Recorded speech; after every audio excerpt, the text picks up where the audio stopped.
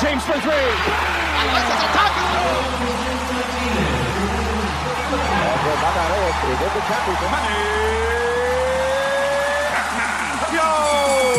Puso at Lakas, Sports sa Pinas. Kasama sina Coach Jojo at Coach Janet Villa.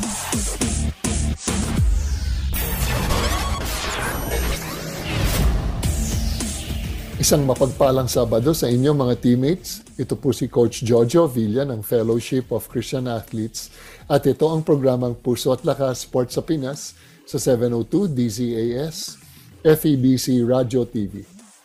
Welcome sa mga teammates natin na nakikinig sa atin via DWAY 104.3 FM Care Radio sa Bicol, sa DXFE 1197 The Good News Radio sa Davao Region, sa DZRK 106.3 FM Radyo Kapit Bisig sa Palawan, sa DXAS 1116 Your Community Radio sa Zamboanga.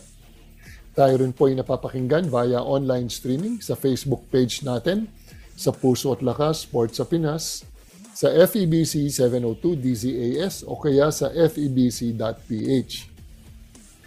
Batiin ko lang po mga ka-teammates natin na madalas makinig sa atin, si Pat and Sara Morales, Ben and Maricar Loriaga, Julita Adamos, Jennifer Satingin, Rosalie Centillas, Rosemary Garmino, Kyle Joshua Chan, Nora Cancela, Faustina Habla, si Coach Glendino Gopez, Jocelyn Panagiton, Clarissa Mendoza, Imelda Garces, and Baby Nabisaga.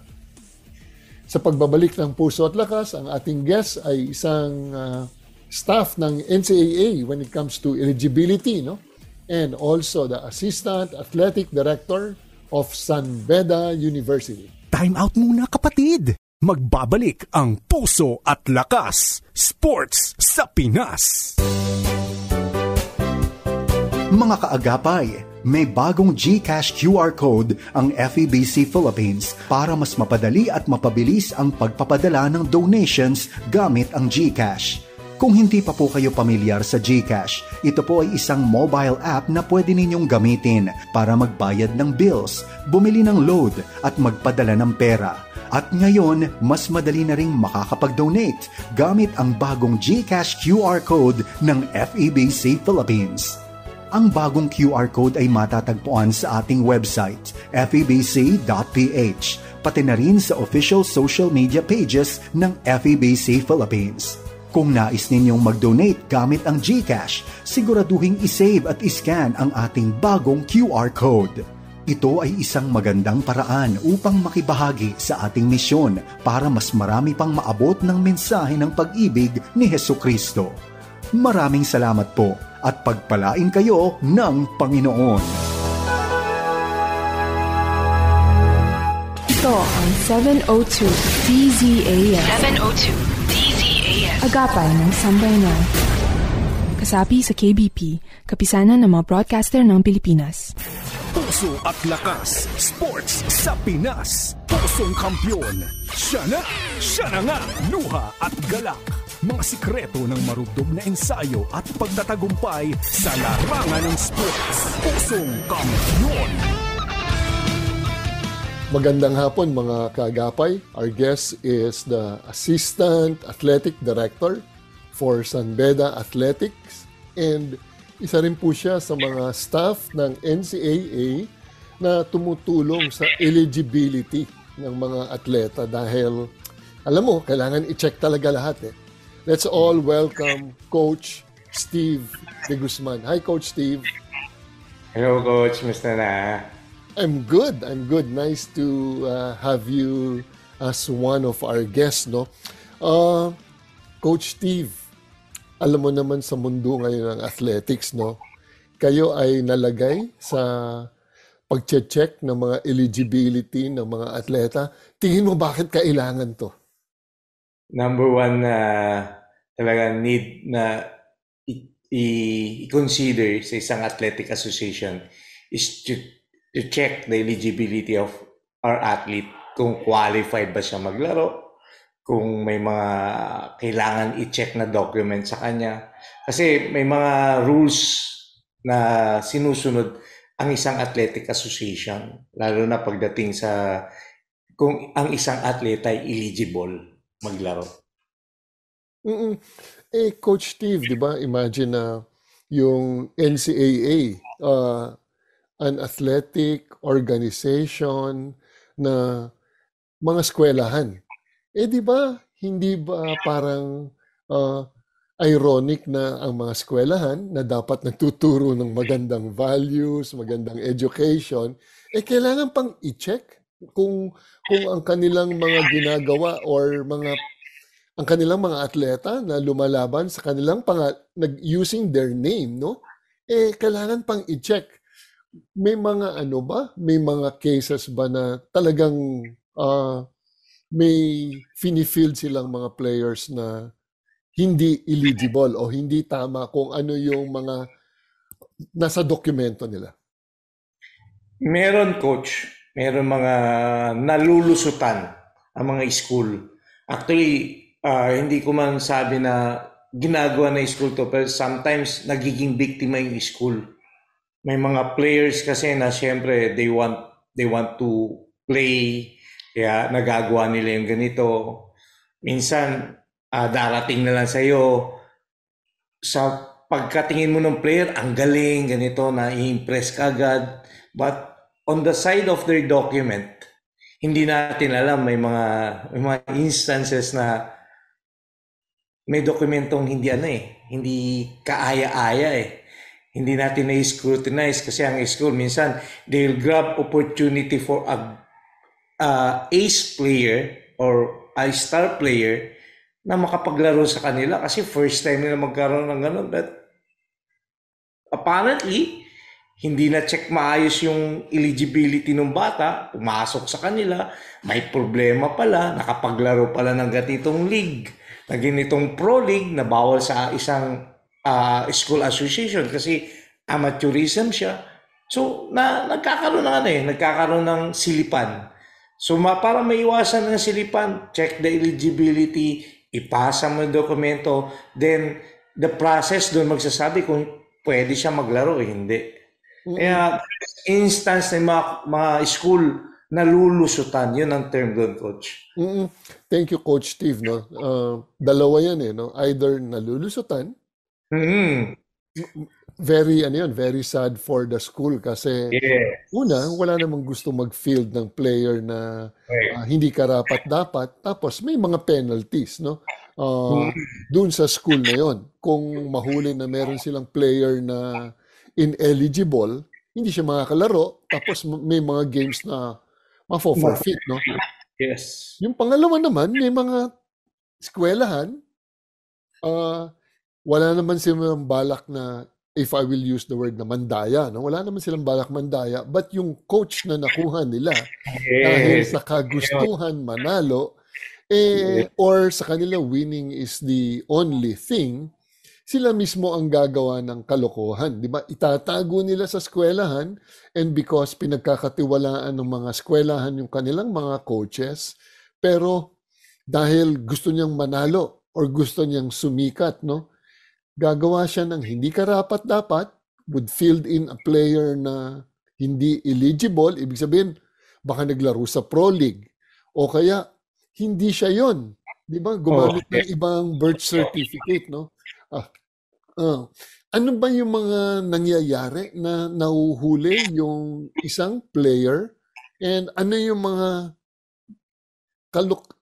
wag naman kalokohan, but kung yung kanilang ginawa na nagkaroon ng red flag. Can you give us 2 or 3 instances?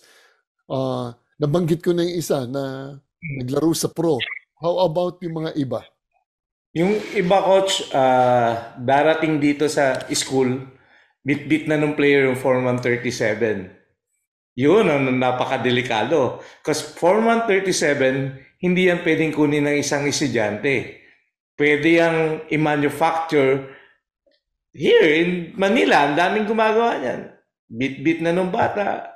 Form 137, na kailangan school to school yun, coach. Hindi pwedeng kunin ng isang bata yan with no reason. At hindi pwedeng ibigay ng former school niya sa kanya na bit-bitin niya yun. The next instance, coach, yung sinabi mo kanina, birth certificate, easily to fake. Makikita mo naman sa isang player o junior o high school player, sa mukha pa lang, alam mo na kung magsasabi ng totoo. Kasi yung build ng panga ng player, makikita mo siya, build niya. Although may mga instance na talagang matanda siya tingnan pero bata. Ang iba, pinipeke ang birth certificate.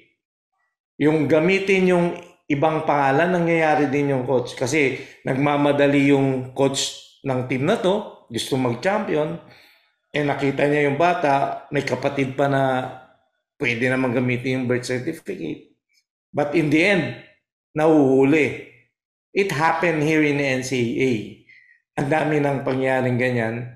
Ang masakit lang, siyempre, yung kagustuhan ng coach, kagustuhan ng magulang makalaro yung anak niya, ginagamit nila yung wrong way.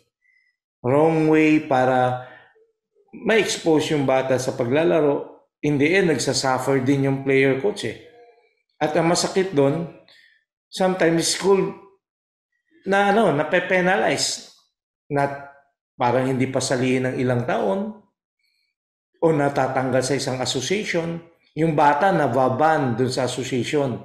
So kahit lumipat sa ibang association yun, may record na yan sa NCAA, question even in PBA. Yung credibility ng bata, question. Natatawa nga ako minsan, coach eh. May mga question sa PBA. Paano nakalaro yan? He's the oldest rookie sa NBA. Kakadraft lang sa kanya. He's one of the oldest rookie. Paano nakalaro ng NCAA yan? Ganun ang question ba? Samantalang pag chinek mo yung eligibility niya, okay naman, ganyan. Pero in the end, lumalabas yung katotohanan. Lumalabas. Kaya mas maganda if talagang ma-check na maayos yung eligibility niya, may scrutinize maayos yung document before he or she can play on the NCAA. Naalala ko, Coach Steve, when I was playing for my school, syempre tatanungin ng head coach namin, mayroon silang form, ibibigyan kami lahat. Okay, i-list nyo yung mga subjects nyo, then i-list nyo yung kung ano yung mga grades nyo, tapos sasubmit namin. Syempre, our school or ang aming coach, hindi naman maniniwala yan kaagad na. Hindi naman sa dahil ayaw niyang maniwala sa amin. But just to double check, padadala sa registrar's office yun. Ang registrar ang mismong magsasabi, ang final say kung tama ba yung mga subjects na kinuha niya. Tapos, tama ba yung mga grades na nilagay niya? Kasi minsan ilalagay na, kunyari, for example, 3 or passing, which is 75. Yung pala, hindi naman pala 75. Yung pala, fail. Yung pala, minsan, incomplete. Then, 4, has to take another exam. So, I know that the schools, yung registrar's office nila, ang mismong ang may final say, sila mismo yung magcha-check, para naman hindi sumabit ang eskwelahan. Kasi we cannot take yung word ng bata na as good as the truth, or as strong as oak. Siyempre, as sinful as man is, di ba, may sinful nature, magsisinungaling, or yun nga, kagustuhan ngang makalaro kahit hindi nga dapat siya makalaro, And yung Form 137, can you educate us kung ano po yun, Coach Steve? Coach, yung Form 137, pagdating mo ng graduate ng high school, yan yung record mo from elementary up to high school. So, pagdating mo ng college or grade 10, lilipat ka ng grade 11, you like to play in NCAA or UAAP, hihingin ng school, through your school, yung document na yon. That's a school-to-school basis. Pero kung malayo ang school mo at matagal dumating, they will write a letter authorizing you to get that Form 137, but nakasealed siya. Permado siya, nakasealed. At yung paper na yun, pag binuksan, Yan, may school seal din yan sa loob. At nakasulat doon yung LRN number mo from DepEd. Kumpleto, nandun. Nakasulat kung saan ka nag-transfer, lahat nandun, nakasulat. Walang ano yun. Walang may tatago doon. Makikita pati bagsak mo. Just like the TOR sa college. Pag lumipat ka, ang inaas, college to college is the transcript of record. Ganun sa high school. Yung Form 137 mo, first year college ka, hinahanap at hanapin sa iyo yan.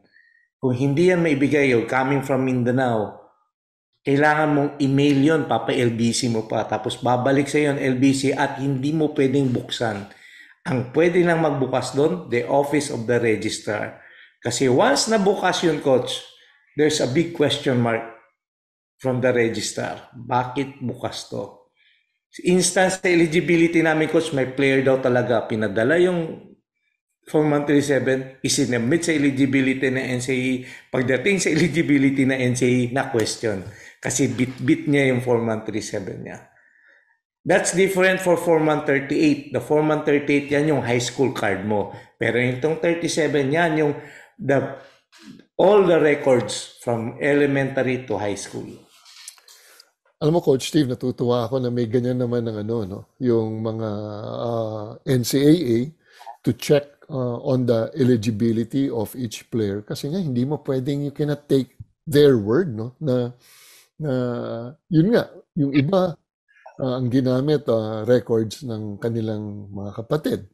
Yung iba naman, overage, no? So, kung sa tawag nito, kailangan dumaan sa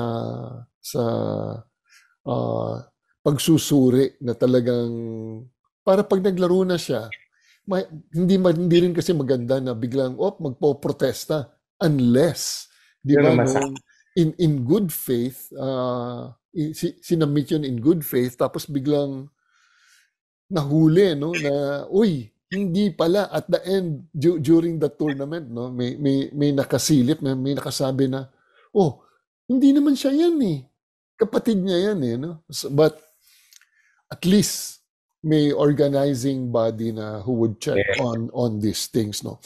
And being a coach, Steve, no, sa mga nakikinig, no, mga kapatid, si Coach Steve is also the Assistant Athletic Director for San Beda Athletics, and siya yung head coach ng kanilang table tennis o tinatawag na ping pong. Being a coach, di ba ang tinuturo natin, dapat tama. Ano ba yung mga values na tinuturo mo na dapat hindi na dapat nagkakaroon ng mga checking of mga documents in the first place, no? Kung lahat tapat sa kanilang salita at medyo may takot sa Diyos, hindi medyo, no? May takot sa Panginoon, no? Ano yung mga values na tinuturo mo sa iyong mga atleta? Sa akin, Coach, pagdating dyan sa eligibility, number one that I very is their grades. Tama ka. Dati noon, sinusulat lang yung grade tapos papakita sa coach. I learned it from Coach Ato. Sabi niya, do not trust those pen kasi minsan nabubura yan. So, ang ginagawa talaga ako. Ngayon kasi, Coach, nung nag-pandemic, after the pandemic, may mga tinatawag na tayong portal. So, the grade is in the portal. So, ako, I'll ask the player kasi may data privacy. Hindi mo pwedeng tingnan agad yung grade through the register. No. At sinasabi ko, send sa group chat natin yung portal grade nyo. Doon, makikita ko yung grade na nila. Then, I'll tell them kung they are qualified or not. Then, kung midterm pa lang at alam kong may delikadong grade na going to finals, I tell them, kailangan nyo itong ipasa. Ako kasi, Coach, ayaw ko nung 60-40 na grade. Ako sabi ko, kung ilan yung in-enroll nyo, dapat yun ang pasa. We're not talking of the 60-40. Kasi sayang, in-enroll mo yung 40%, ibabagsak mo. No, kailangan ipasa mo. Kung 5 yan, pasado yung 5. Hindi yung 2, bagsak. 3, pasado. No, kailangan pasado yan. Kaya doon pa lang, sa portal grade, nakikita ko na yung grade nila.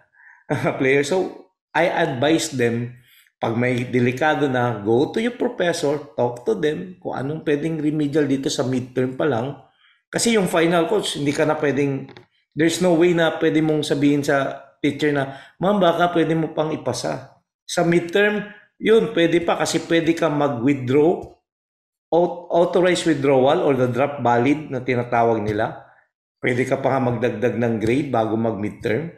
So doon pa lang coach, na-check ko na yung isang bata. Sa high school naman, napapadala sa akin ng advisor yung grade. Pinipicturean niya, pinapadala. So nasasabi ko, first quarter, second quarter to third quarter, fourth quarter ng high school player, na-check ko kung papasa siya o hindi. So doon pa lang coach, may pre-advising na ako sa grade. And here in San Beda, we have called the student athlete professor. Siya yung nag-handle. Prefect for student athlete, siya nag-handle dun sa grades ng mga player. Siya nag-a-advise dun sa paano i-enroll mo.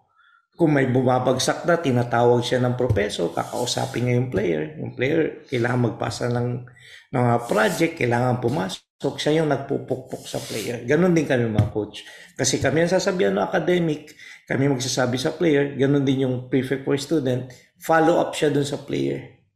Kaya very strict yung sa San Beda pagdating doon sa pag-aaral talaga. Coach, nabanggit niyo yung pag-aaral, no, is very important for you and for San Beda.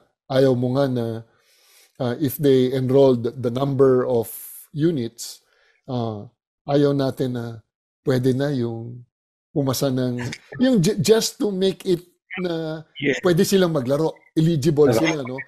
Binanggit mo na sayang naman, sayang yung number of units kung hindi mo pinasa. Paano mo binabanggit na sa mga estudyante na ito, importante to, ang edukasyon? Bakit ba naging importante sa iyo ito? Sinasabi ko sa kanila, once na tumagal kayo sa school, overstay kayo, OSB na kayo. Kaya OSB, sabi, overstay na sa Beda.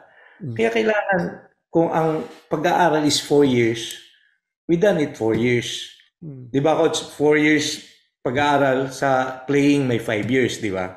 Yung pang 5 years, bonus na lang yun kung gusto nyo pa maglaro. Sa UAAP, magmamasteral yung player. Dito sa NC, bawal kasi masteral. So sinasabi ko sa nila, if it's 4 years course, 4 years tayo. Ngayon, if you want to stay for another year, pwede naman. Pero, ang advice ko pa rin sa inyo, tapusin nyo ito in 4 years. And I'm happy kasi most of my player, majority, they finishing 4-year course. Kaya sabi ko, ito na yung ito yung magiging, kung hindi ka man nagtsatsamban, ito yung trophy na pwede mo ipakita sa nanay at sa magulang mo. Na nagtapos ka sa San Beda, nagtapos ka sa NCAA in 4 years na walang ginastos yung magulang mo dahil yun ang yun yung naging passport mo para makapaglaro eh. Hindi ka naman pwede makapaglaro na hindi ka nag-aaral. The passport to play is to study kaya student athlete. Kaya student first for athlete.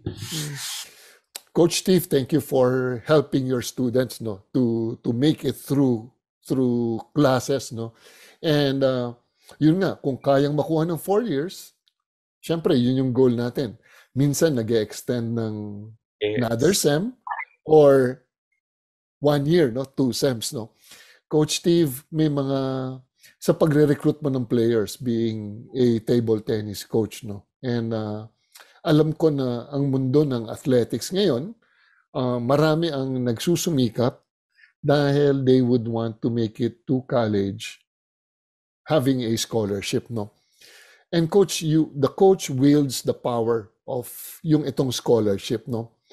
So coach, when you recruit, ano ba yung mga hinahanap mo sa mga players when you look for these players and then give them the deserving scholarship? Sa akin, coach, ang unang tinitingnan ko is yung how he talk to me. Yung credibility niya. Yun ang tinitingnan ko eh. Kasi, the term is, dito sa Metro Manila, pag kinausap mo ang bata, anong year mo na? Magka-college na po. O, do you have school? Wala pa po. As coach, magkano po ba offer mo? Ganun agad eh. So, I'm shocked. Shock ako. Sorry I cannot offer you monetary. But if you like ganito, ganyan, I can give you. Pero pagdating sa provinces, ito talaga ang naano ko parati. Wanting a player na nakikita ko ang good character niya pag sinabi niya na, Coach, gusto ko lang maihaw ng magulang ang pamilya ko sa kahirapan. Kasi wala pang paaral sa akin. There's a boy in Cebu. Talagang, yan ang sinabi niya, Coach, nagbubuhat lang ako ng mais pababa para pag-akyat. May madala na akong ununan at pagkain. Ganon. So, yung bata, hindi ko man siya nakuha, Coach, pero natulog siya sa akin dito sa Beda for one night. Alam mo saan ko siya dinala? Dinala ko siya sa San Sebastian College Recoletos. Naging opponent ko siya sa NCAA. Pero nakita ko yung karakter ng bata. Ngayon, nag-graduate na siya. He's working in the bank. Nakapag-usap pa minsan, Coach, thank you sa advice mo. Thank you na hindi ka sumuko sa akin kahit nasa Sambeda ka, nasa San Sebastian ako.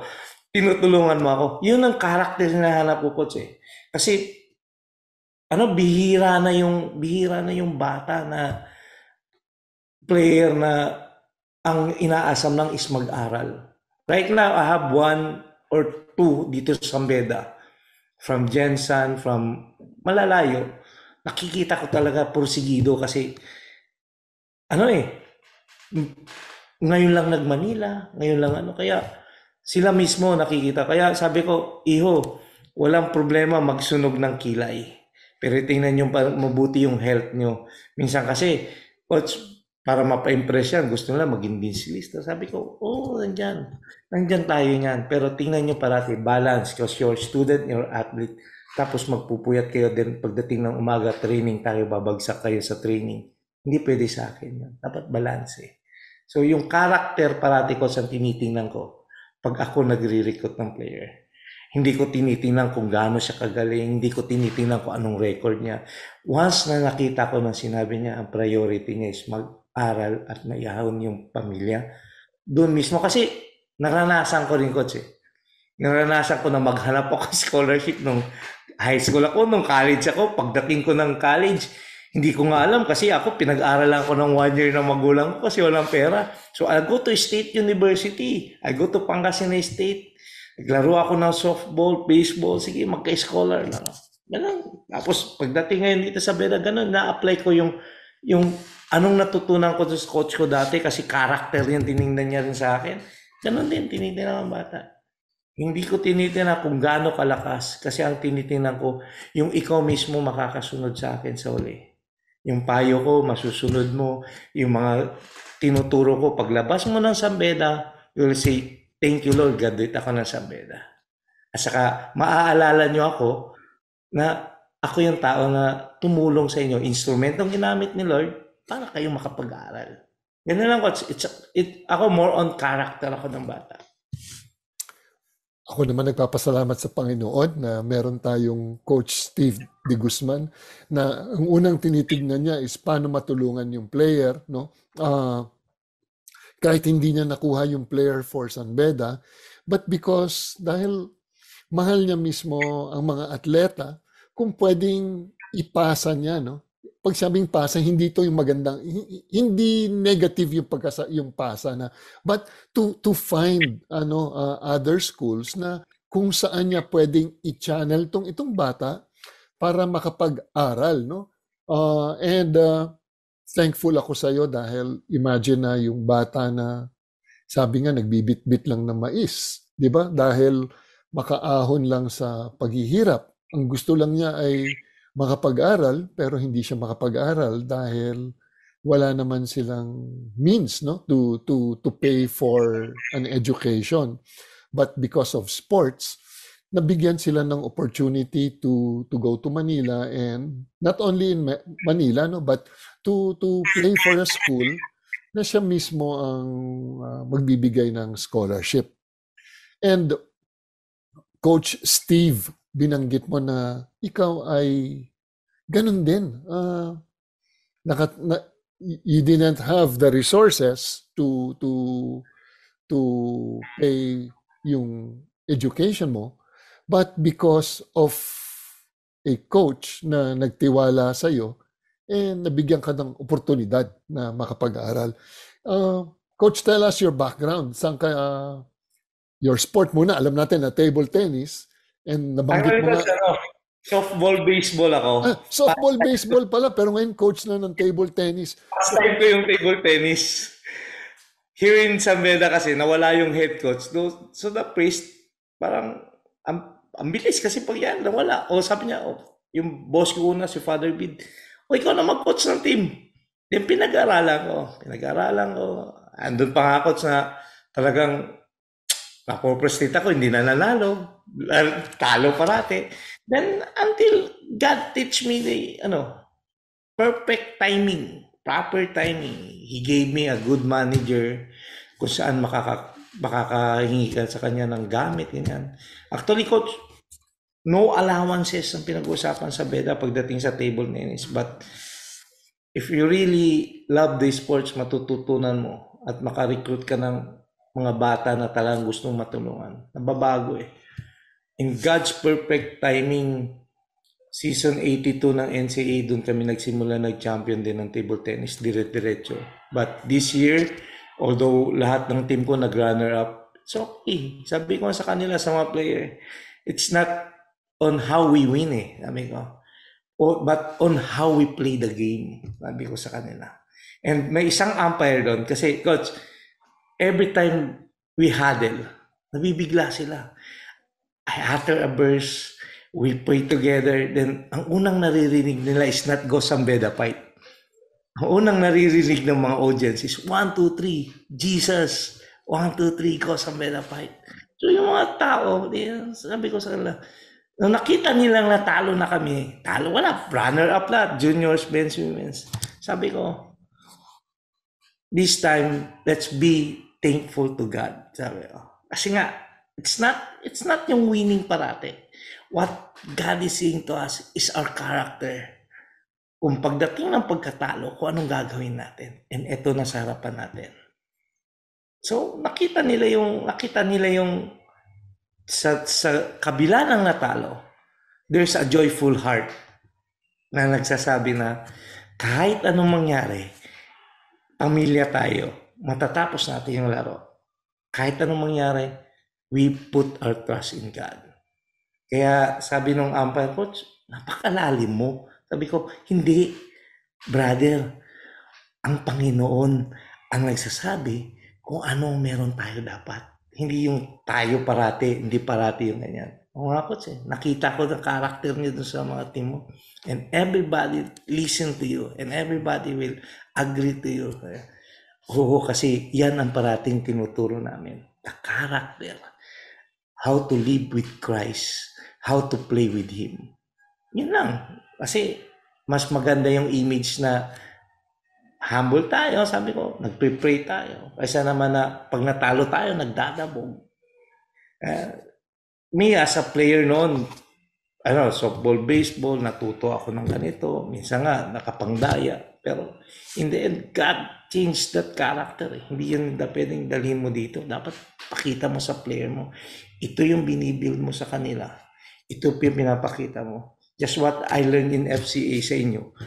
Yun ang pinupush ko sa kanila. I always tell them, this is not a religion. This is a relationship between you and God. So pag naglaro tayo, yung character natin dapat ang nakikita. Yung character ni Lord ang nakikita sa inyo. You shout because nakapuntos kayo, but don't be boastful na natalo nyo. No, be humble pa rin. Kasi ganun We win life as we play in life. Ganun parati ang approach ko sa mga player. So yung natututunan ko as a Christian, pinapasa ko rin sa player ko kasi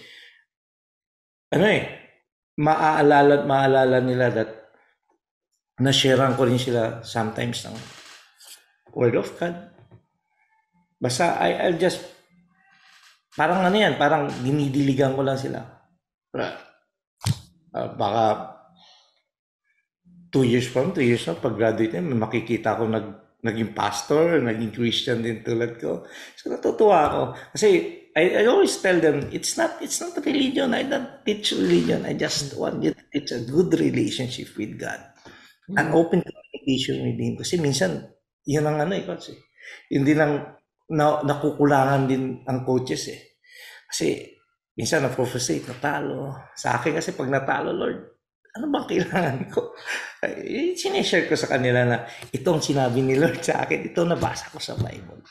Kaya, nagkaroon ng smooth, kahit natalo, kahit runner-up kami ngayon season 99 sa NCAA, lang.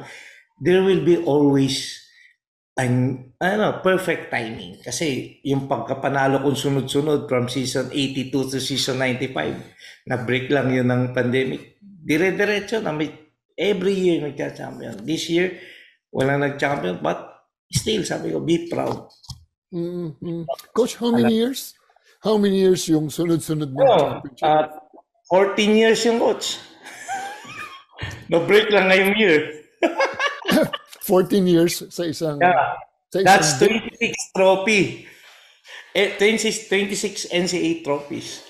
Imagine, sa ating mga nakikinig, 14 years na tuloy-tuloy sa isang baseball and softball player, na kailangan mag-aaral ng table tennis dahil napasubo na siya, sinabihan siya ng eskwela na, can you teach this sport or coach this sport? Una, coach lang. When I say coach, maybe kung may player, i-guide mo lang. Iba yung coaching sa teaching. Kailangan mo, kaya mo rin siyang ituro, yung sport. But we thank the Lord dahil inuna nga ni Coach Steve ang Panginoon, even sa kanyang mga pag-battle cry, Jesus, di ba? Tapos, teaching his kids na it's all about yung playing the game the right way, na hindi tayo mandadaya. Tapos pag nanalo tayo, yes, we can shout dahil syempre kailangan ng may konting emotion. May labas yung emotion pero hindi mo ipamumuka sa kalaban. Last Sunday I got player grade 2. So nag-coach ako ng bata ngayon, elementary. This grade 2 played in World Table Tennis in Palawan, WTT. Talagang magaling siya. Pero isang karakter ang pinutol ko sa kanya. Pag nai-scorean siya, tumitingin siya sa rubber niya, nagagalit, naaasar. So nung natalo siya nitong taga-ISM, International School Manila, first set talo siya, second set talo siya. Pagbalik niya sa akin, sabi ko, Pao, alam mo puputulin ko sa'yo, yung pagiging naaasar ka, that's not good character, lalo na't you're only grade 2. You're only grade 8. Enjoy the game. Sabi ko, kasi kung naaasar ka, matatalo ka na wala ka na, blanco ka na, sabi ko. Huwag mong kalabanin yung raketa mo. Kaibigan mo yan, sabi ko. One thing kaya hindi ka nananalo, sabi ko, kasi naaasar ka na agad. Pag na-scorehan ka, tapos, wala na, hindi ka na makahabol. Right now, focus. Nakita mo yung weakness ng kalaban mo, ilagay mo lang doon nilagay. Then he listened to me. Doon ko nakita, kasi lahat na nag-coach sa kanya, halos ayaw niya makinig. Nung ako nagsabi, alam mo coach, talaga sabi ko, meron pa pala ako, magaling pa pala ako speaking engagement pagdating sa mga bata. Talaga nakinig yung bata. Ang kalaban niya is, I think, grade 7 o grade 8. He's only grade 2. Hinabol niya yung coach, nag-all 2 hanggang nanalo siya dun sa laro sa ISM. Tapos sabi niya, thank you coach. Sabi ko, thank you kasi nagkinig ka sa akin. So natuwa talaga. First time ko coach, mag-coach ulit ng bata.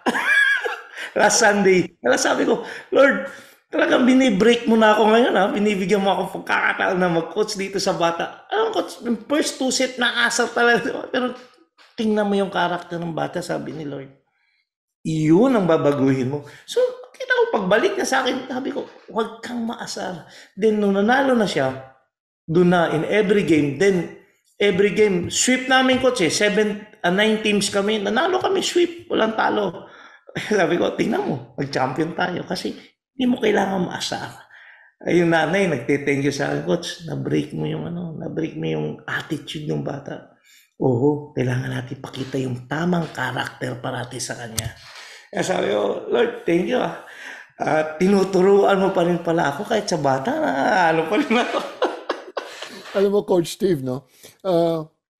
Mahirap magturo ng bata dahil una, skill-wise, syempre, kung ano yung level nila, anong bata sila, hindi kagaya ng matatanda na ang fundamentally sound, talagang pangpalo na talaga. But ang gusto ko dito sa bata, number one is yung humility niya, no, na nakinig siya, no. And number two, gusto ko rin naman sa'yo na spot mo kung ano yung nakita mong nangyayari kasi other coaches can also be frustrated, especially pag hindi siya nananalo. But ikaw, tinignan mo na ano ba ang problema? Siyempre, pag may problema, madalas may solusyon naman dyan, no?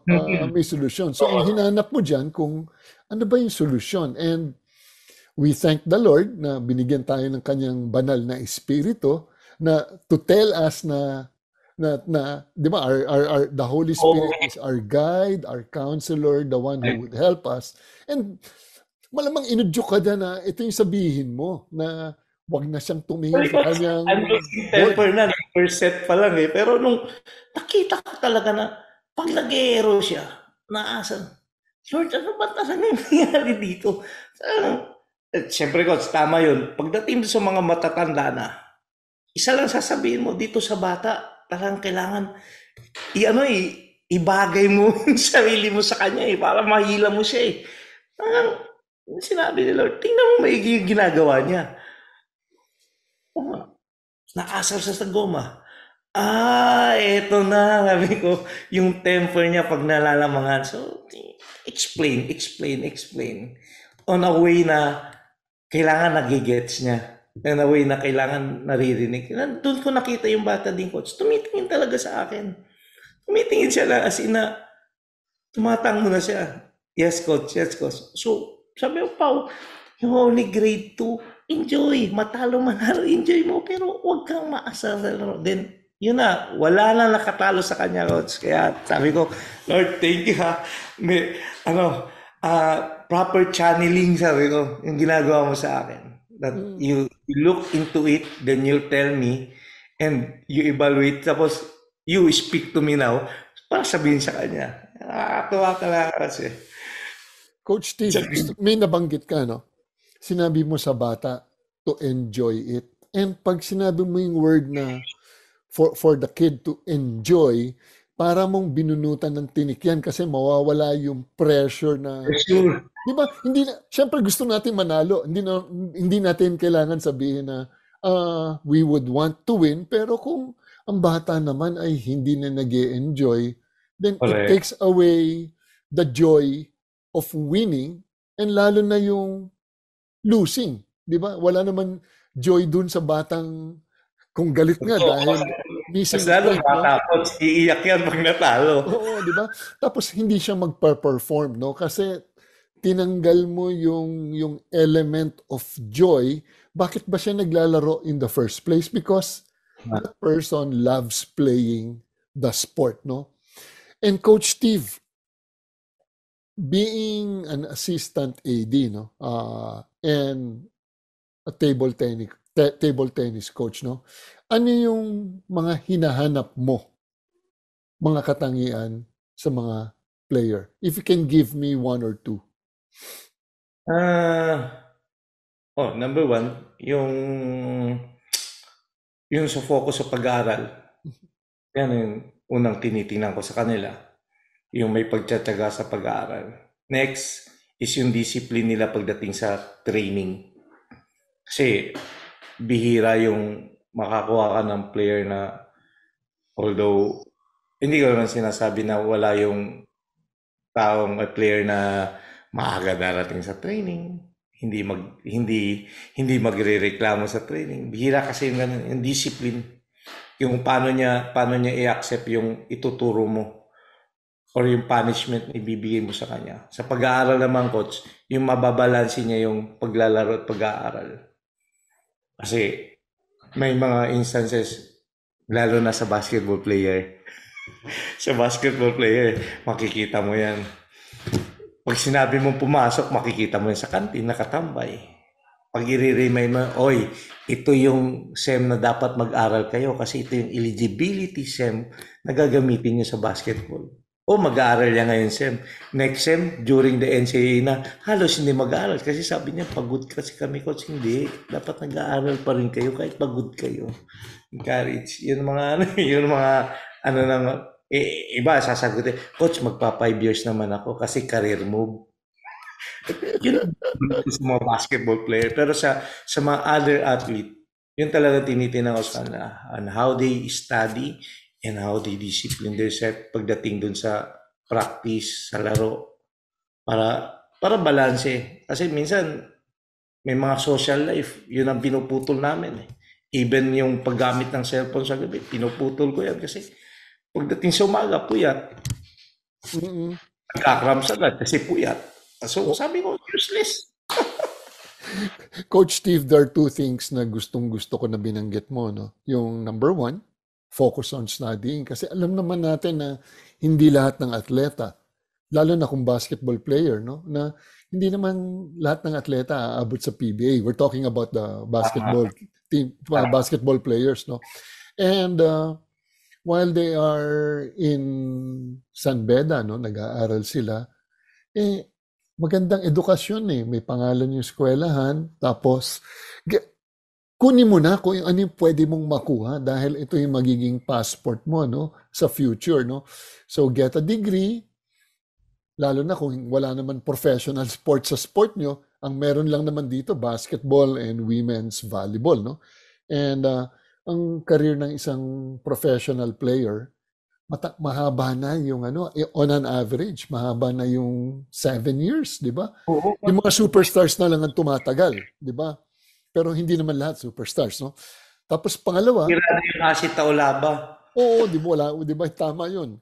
Wala na tayong Asi Taulaban. Nag-retire na nga Tapos pangalawa, yung discipline na habang nag-aaral sila, yung disiplina to become the best athlete that they could be, kung pwedeng iwasan na rin yung cellphone. I know that for a fact na ang cellphone ang isa or not the number one cause kung bakit napupuyat pala ang mga player kasi nag-Facebook, nag-Twitter, nag-chat-chat, instead na natutulog to get their rest. Kasi ang atleta, mas lumalakas pag nakuha niya yung proper sleep, yung number of hours na hindi putol-putol, yung tuloy-tuloy na tulog. Paano ba? May iba na gigising, tapos titignan na naman yung Facebook. Oo, putol yung tulog. Hindi yun Dapat tuloy-tuloy yung tulog, hindi siya yung napuputol, no? And Coach Steve, sa mga nakikinig sa atin, may mga magulang na mga nakikinig sa atin, and may mga bata na gustong mga atleta. Ano ang mensahe mo dito sa mga magulang on how they can help kung kanilang mga anak ay atleta? At to the parent na may mga anak na atleta, just continue to support your child. And remember, let them listen to their coach. Kasi yun yung number one Kailangan magkaroon ka ng malaking trust dun sa coach na kinuha mo or sa coach dun sa varsity team. Kasi yung hindi napupunan ng magulang, dito si coach, nadidisiplina niya yan. Dito si coach, nasasabi niya yung bagay na minsan hindi natin masabi sa anak natin. So, give up full trust dun sa coach. Kasi walang coach na ipapahamak yung anak mo, lalo na sa paglalaro. They always want also na magkaroon ng good character. Good character ang isang bata pag nag-graduate. Saka, remember, training a child, hindi basta-basta yan. Kailangan ang coach mismo nakakausap din ng magulang kung ano yung plano. Kasi ako, inilalatag ko. Training a child, sinasama ko parati. Doon sa training a child na nag-share ako ng Word of God. Na naibabahagi ko yung having commitment with the Lord, having relationship. Kasi yun ang nagbibuild ng isang bata hanggang sa paglaki niya, hanggang sa paglaro niya, hanggang pag-graduate niya. And coach, one good example I give to you sa mga PBA player na natuwa ako. Nung na-injury na po itong isang player na to sa Phoenix, pangalan niya JP Mendoza. Bumalik siya sa akin. Kasi sabi niya, coach, injury na ako. Hindi ko na kaya maglaro. Just help me how to graduate. Natuwa ako kasi even Robert Bolick, nag-aral, tinapos nila yung pag-aaral nila kasi they know it na walang happy ending pagdating sa sports. Kailangan mo pa rin meron kang degree na ipapakita sa mga anak mo at may trabaho kang mahawakan after that.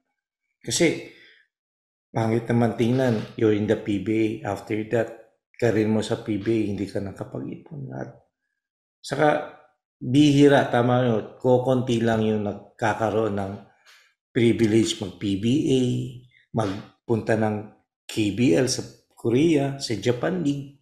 Bibihira lang, there's only few. So, I encourage players na kailangan mag-focus sa pag-aaral. Kasi yung pagpasok nyo dito sa mga school na to, yan yung naging passport nyo para mag-graduate kayo. Don't take it for granted. Kasi sa huli, sasabihin nyo rin sa sarili nyo, sana tinapos ko na lang. Sana nag-aral na lang maigi. And to all the players there, remember, ang coach parati nandyan yan. Nandyan yan sa tabi nyo, yan ang mag-guide sa inyo.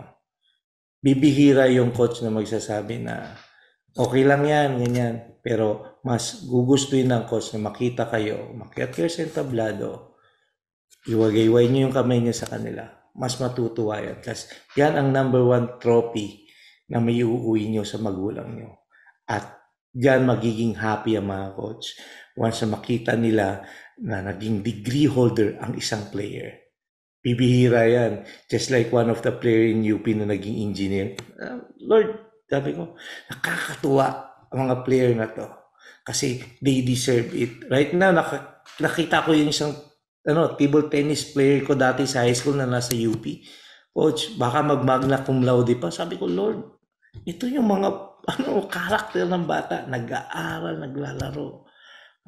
Kasi sa table tennis naman, coach, there's no pro league. Kaya kailangan mo talagang tapusin to. At saka mag-national team ka. Hindi rin forever. Kasi sinabi ko sa mga naging player ko na nagna-national team, don't take it for granted na magiging Air Force lang kayo. Army, okay yan. Pero mas maganda, nag-graduate kayo ng 4 years para pagdating nyo dito sa side ng Air Force o Army, mataas ang ranko nyo. So you need pa rin yung pag-aaral. Yan yung magiging kaagapay nyo sa success nyo habang kayo nagpapatuloy kay Lord, nag-graduate kayo, perfect combination. Di ba? Kaya encourage parents na support your mga anak niya. Ako, ang lalim, malaman yung binigay sa atin na advice and message ni Coach Steve De Guzman. Alam mo, Coach Steve, meron akong gustong i-share na verse sa'yo na wag kang magsawa at wag kang mapagod sa pagbibigay ng magandang advice at sa mga serbisyo mong ginagawa sa iyong mga student athletes. Dito sa Isaiah 40 verses 28 to 29, sabi dito, do you not know? Have you not heard? The everlasting God, the Lord, the creator of the ends of the earth, does not become weary or tired. His understanding is unsearchable. He gives strength to the weary, and to the one who lacks might, He increases power. So my prayer for you, Coach Steve, na Laging sumandal. Huwag kang mapapagod sa pagkokorek, sa pagtiteach, sa pagga-guide, and leading your athletes, no, sa mga atleta sa Panginoon, dahil sa Panginoon wala kang talo kay Jesus. Kay Jesus lagi kang panalo, no? So, thank you mga teammates, no? Thank you Coach Steve for being our guest. Maraming salamat sa inyong pakikinig mga kaagapay. Ito po si Coach Jojo Villa ng Fellowship of Christian Athletes at inyong napakinggan ang programang Puso at Lakas, Sports sa Pinas sa 702 DZAS, FEBC Radio TV, agapay ng Sambayanan, miyembro ng KBP, kapisanan ng mga broadcaster ng Pilipinas. Magandang Sabado po sa inyong lahat. Puso at Lakas, Sports sa Pinas, sa pakikipagtulungan ng Fellowship of Coaches and Athletes at ng Far East Broadcasting Company Philippines.